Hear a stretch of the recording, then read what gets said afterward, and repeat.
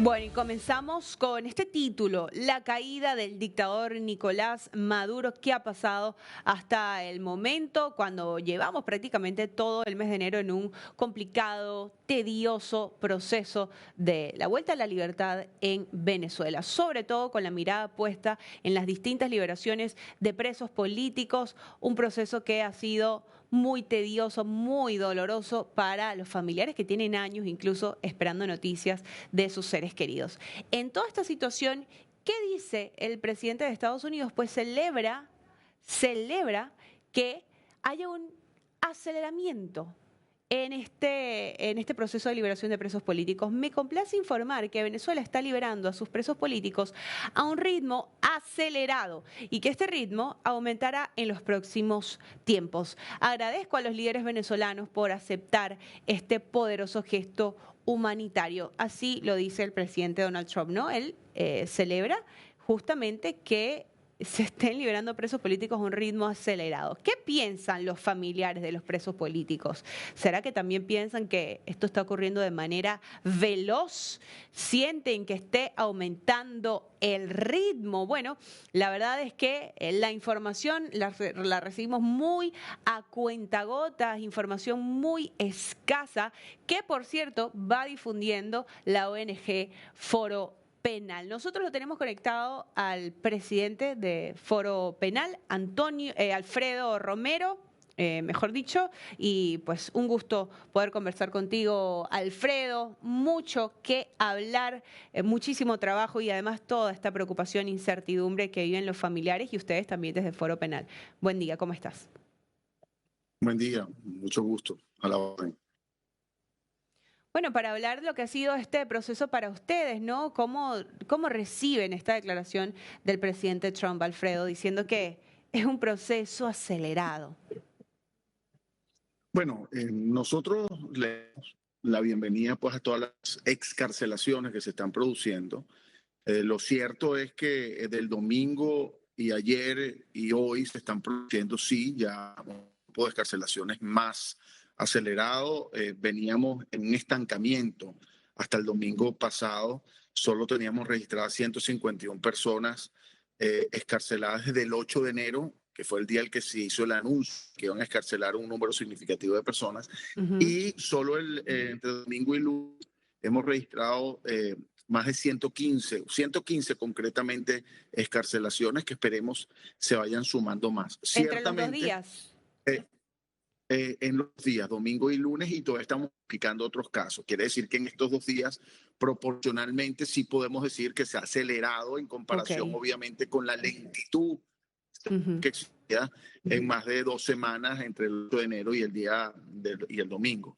Ahora bien, más allá de eso, lo cierto es que se mantienen más de 700 presos políticos todavía por Ujú. ser liberados, y después hablamos de esa palabra, porque no son liberados realmente, ese es otro de los problemas, sino simplemente salen de la cárcel, pero se mantienen con medidas restrictivas a su libertad. Ujú. Pero el hecho está en que estamos esperando, y es lo bueno, digamos, vamos a llamarlo así, de este anuncio, no sé qué tanto impulsaría, siendo que realmente, y eso ya se ha dicho, que tienen conversaciones directas con el gobierno interino de Delcy Rodríguez.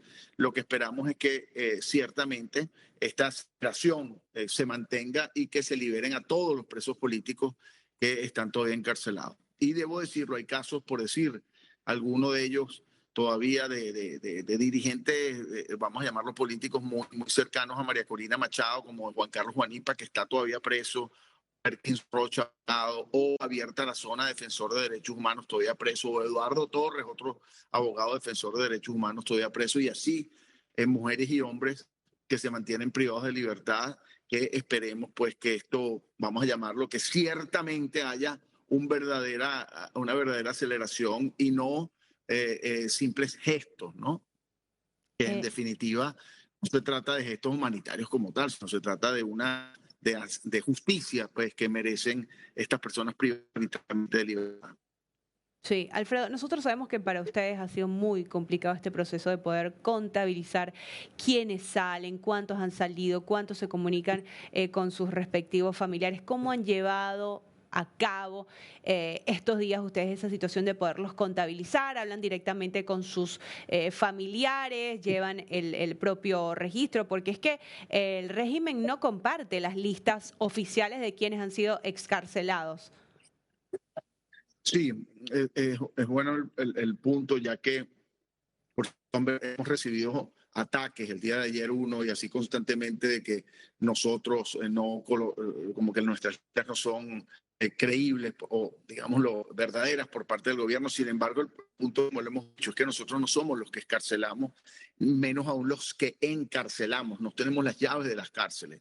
El gobierno debería señalar concretamente a quiénes ha escarcelado. ¿Por qué?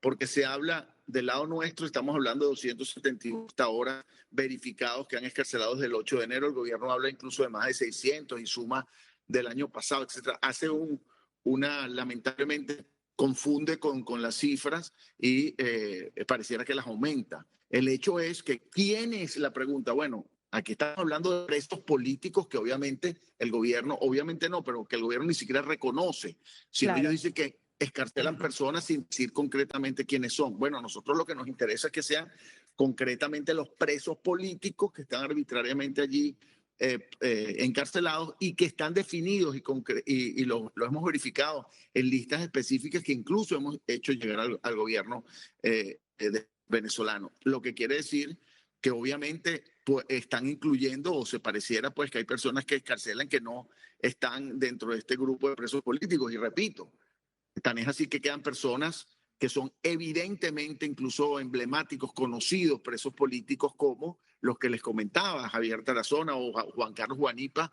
que están todavía privados de libertad y no han sido escarcelados. Y nuestro llamado es pues enseñar, bueno, a quiénes han encarcelado. Si ustedes quieren decir que son 600 y tanto, dígame quiénes, porque lo que nosotros tenemos verificado de presos políticos, no de cualquier persona que haya sido preso común, son 271 personas hasta ahora.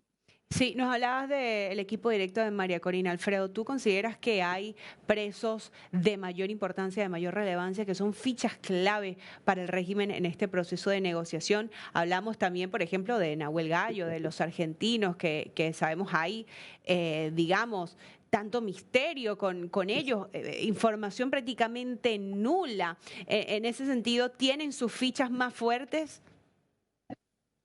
Esto es un excelente pues, análisis que lo hemos, pues nosotros llevamos más de 20 años con foro penal, yo directamente representando más de 15.000 personas, ¿no? La represión ha sido efectiva y es el pilar de sostenibilidad, el pilar fundamental de sostenibilidad del régimen venezolano, así como de otros como, digamos, Nicaragua, Cuba, etcétera, ¿no?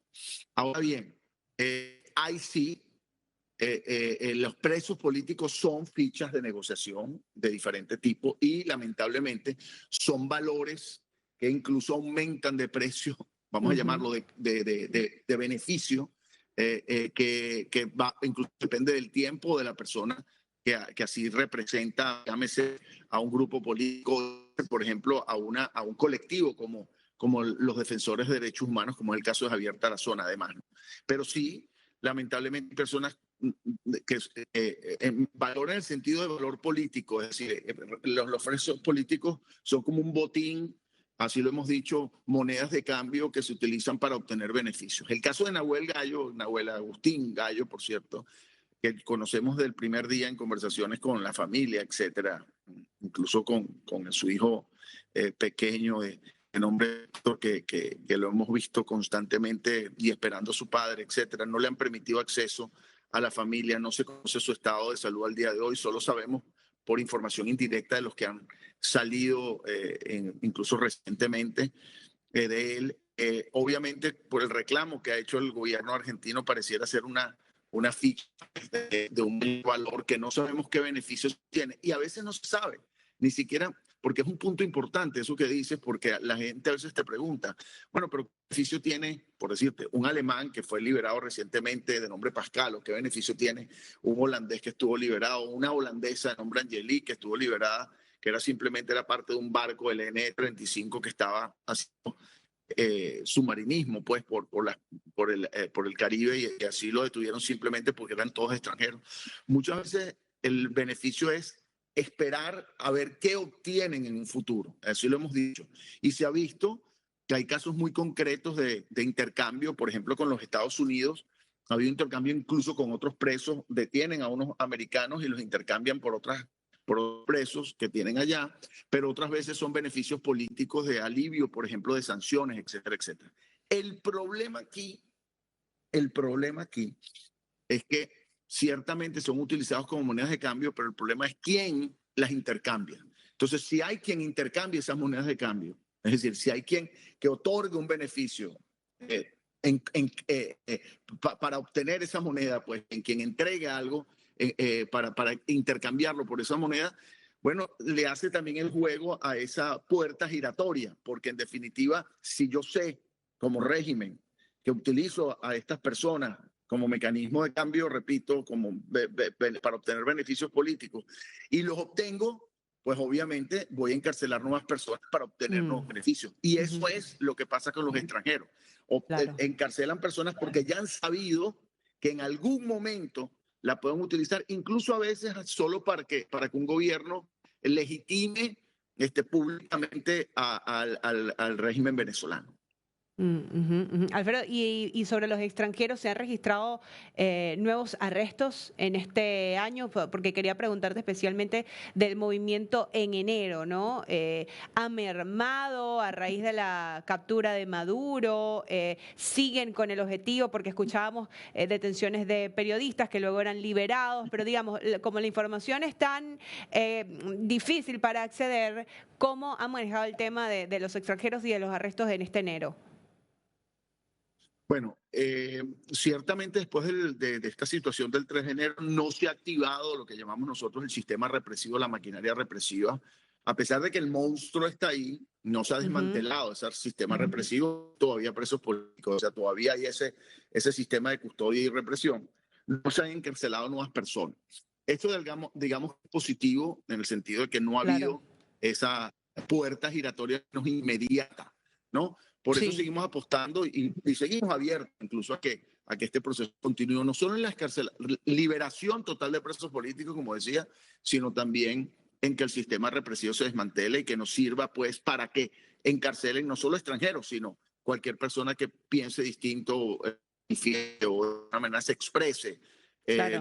libremente en Venezuela. Claro, Alfredo, no quisiera robarte más tiempo, pero sí tengo que preguntarte por la situación dentro de las cárceles. Yo no sé si es posible acceder a esta información. Me imagino que por los presos que han salido liberados, desde la captura de Maduro, desde la extracción, cómo se registran las torturas en estos centros de detención que sabemos son inhumanas, innombrables, o sea, difíciles de explicar, pero ha mermado. ¿Cómo están ellos, los presos políticos, dentro de las cárceles actualmente en esos centros de reclusión?